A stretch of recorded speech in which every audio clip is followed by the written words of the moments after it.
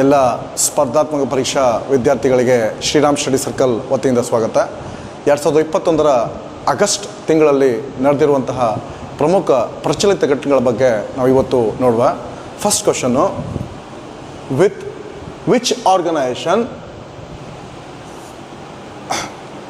the Department of Biotechnology has collaborated to study the impact of severe COVID-19 condition on TB patient.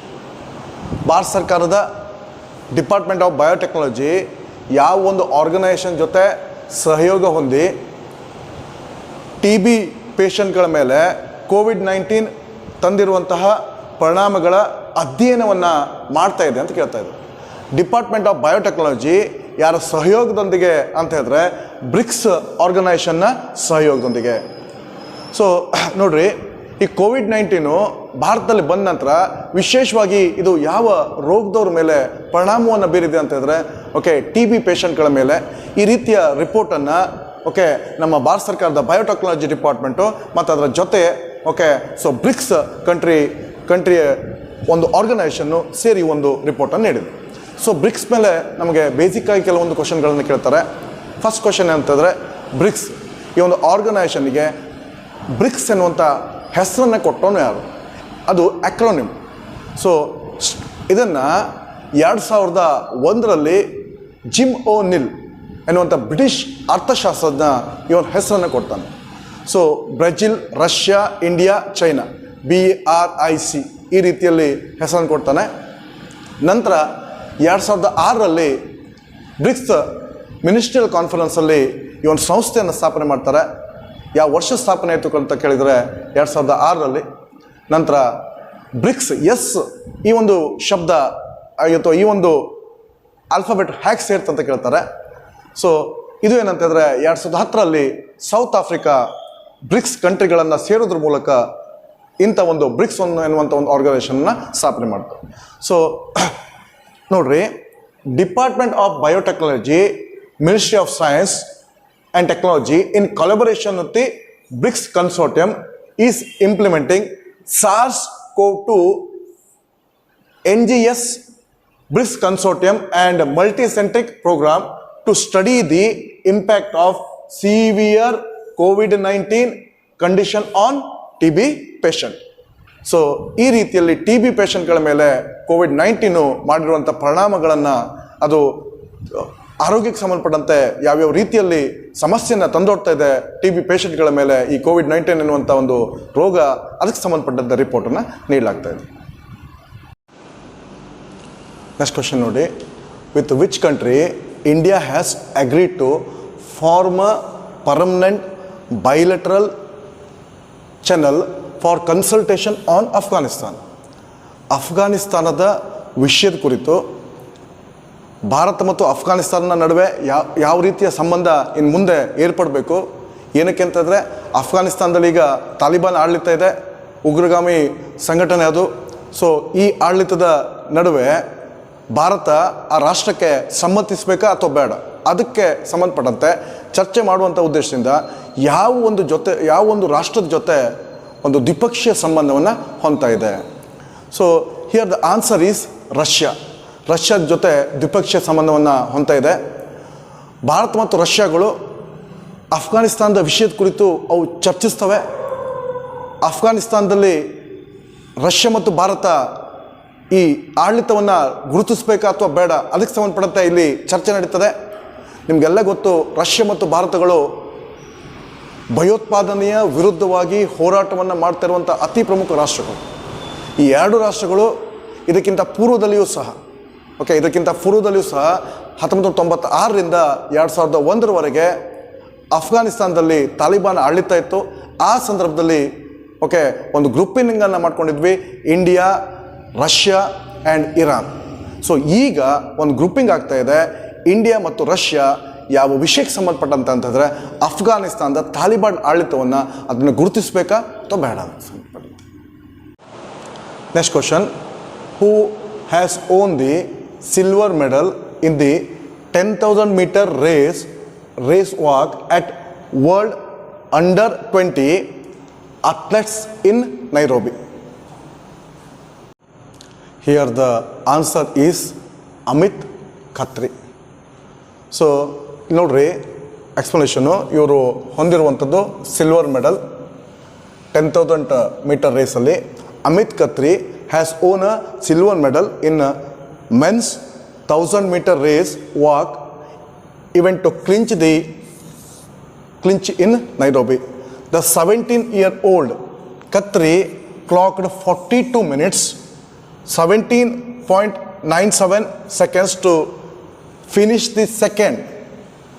The gold medal was won by Kenya's Harrison Wanyoni. Kenya's Harrison Wanyoni gold medal. Silver medal ಭಾರತದ Amit Khatri. Discussion ನೋಡ್ರಿ, ಒಂದು ರಾಜ್ಯ ಸರ್ಕಾರದ ಯೋಜನೆಗೆ ಸಂಬಂಧಪಟ್ಟಂತೆ ಇದೆ ಇದು.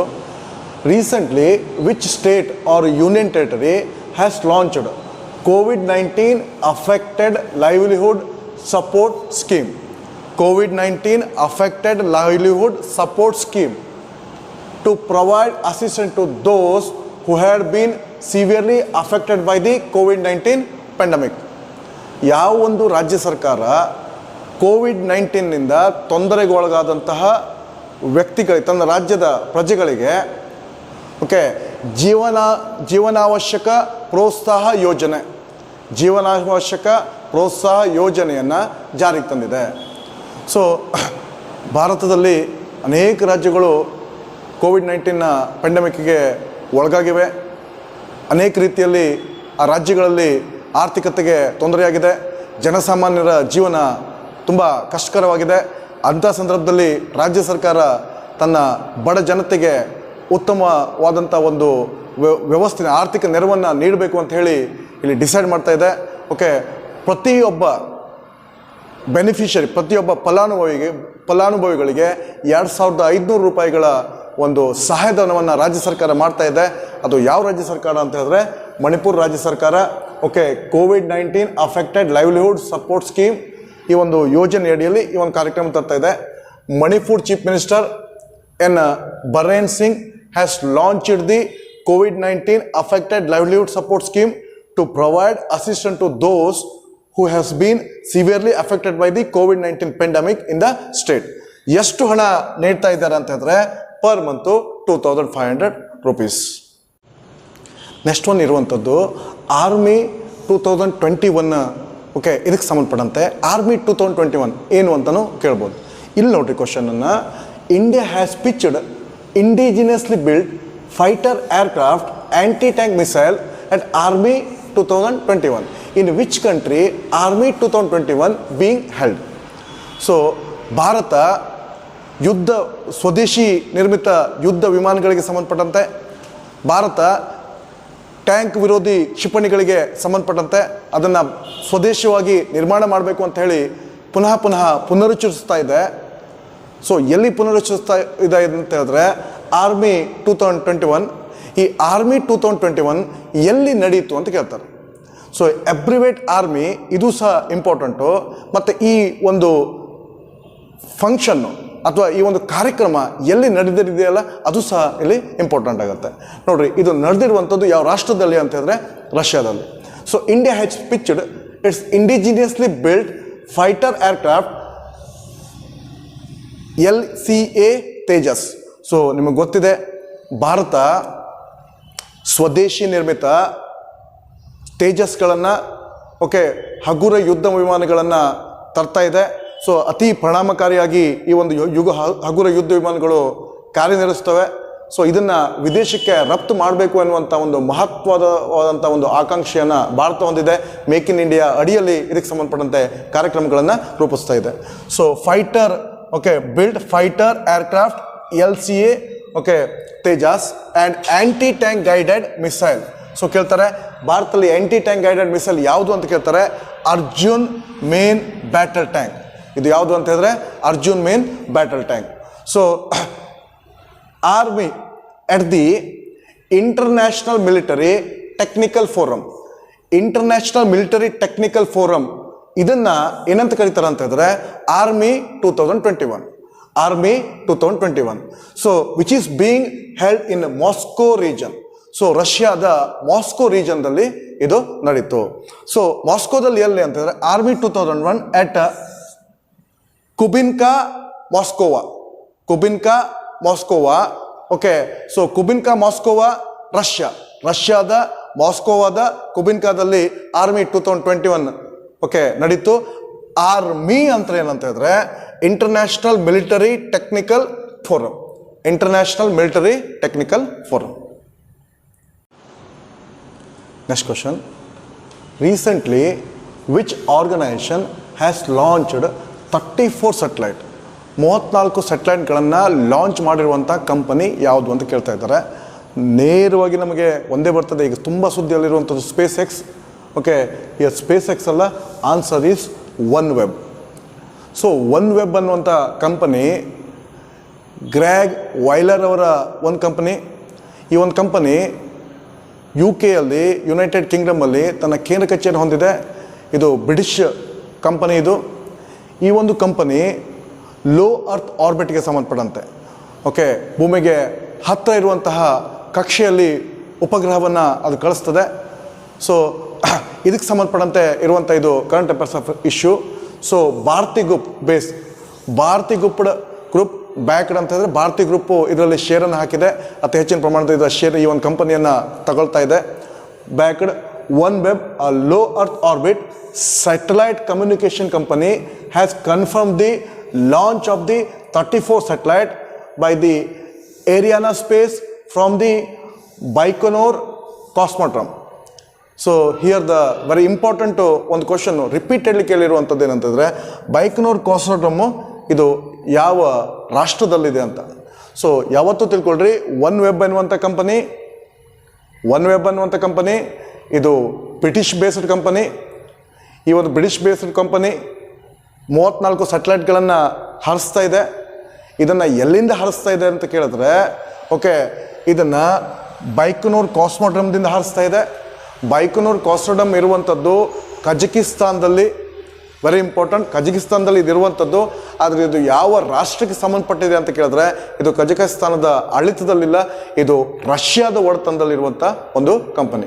ಹಾಗೆ ಕಜಕಿಸ್ತಾನದಲ್ಲಿ ರಷ್ಯಾದ ಒಂದು ಓಕೆ ಸೊ ಸ್ಪೇಸ್ ಸ್ಟೇಷನ್ ಇದೆ, ಸ್ಪೇಸ್ ಲಾಂಚ್ ಪ್ಯಾಡ್ಗಳಿವೆ ಅಂತ ಹೇಳಿದ್ರೆ ಇದು ಹೇಗೆ ಸಾಧ್ಯ ಅಂತ ಹೇಳಿದ್ರೆ ನಿಮಗೆ ಗೊತ್ತಿದೆ ಕಜಕಿಸ್ತಾನು ಓಕೆ USSRನ ಒಂದು ಭಾಗ ಆಗಿತ್ತು. ಸೊ ನಂತರ ಯಾವಾಗ USSR ವಿಭಜನೆ ಆಯ್ತಲ್ಲ ಓಕೆ ಕಜಕಿಸ್ತಾನು USSR ಅಥವಾ ಈಗಿನ ರಷ್ಯಾದಿಂದ ಬೇರ್ಪಟ್ಟಿರುವಂಥ ಒಂದು ರಾಷ್ಟ್ರ. ನೆಕ್ಸ್ಟ್ ಕ್ವಶನ್ ನೋಡ್ರಿ, ಎನ್ವಿರಾನ್ಮೆಂಟಲ್ ಸೈನ್ಸಿಗೆ ಸಂಬಂಧಪಟ್ಟಿರುವಂಥದ್ದು, ಪರಿಸರ ವಿಜ್ಞಾನ ಮತ್ತು ಸೈನ್ಸ್ ಆ್ಯಂಡ್ ಟೆಕ್ನಾಲಜಿ ಇದು ಎರಡಕ್ಕೂ ಸಂಬಂಧಪಟ್ಟಿರುವಂಥದ್ದು, ವೆರಿ ಇಂಪಾರ್ಟೆಂಟ್ ಇರುವಂಥದ್ದು. In which city India's first smog tower has been inaugurated? ಭಾರತದ ಯಾವ ನಗರದಲ್ಲಿ ಹೊಗೆ ಗೋಪುರವನ್ನು ಪ್ರಪ್ರಥಮ ಬಾರಿಗೆ ಲಾಂಚ್ ಮಾಡಲಾಗಿದೆ?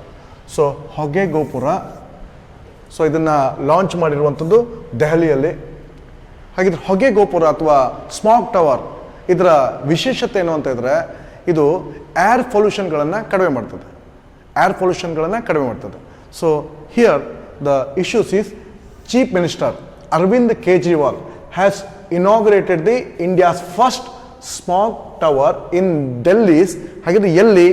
ಓಕೆ ಕನ್ನೌಟ್ ಪ್ಲೇಸ್, ದೆಹಲಿಯ ಕನ್ನೌಟ್ ಪ್ಲೇಸಲ್ಲಿ ಈ ಒಂದು ಹೊಗೆ ಗೋಪುರವನ್ನು ಅರವಿಂದ್ ಕೇಜ್ರಿವಾಲ್ ಅವರು ಇನಾಗ್ರೇಟ್ ಮಾಡಿದ್ದಾರೆ.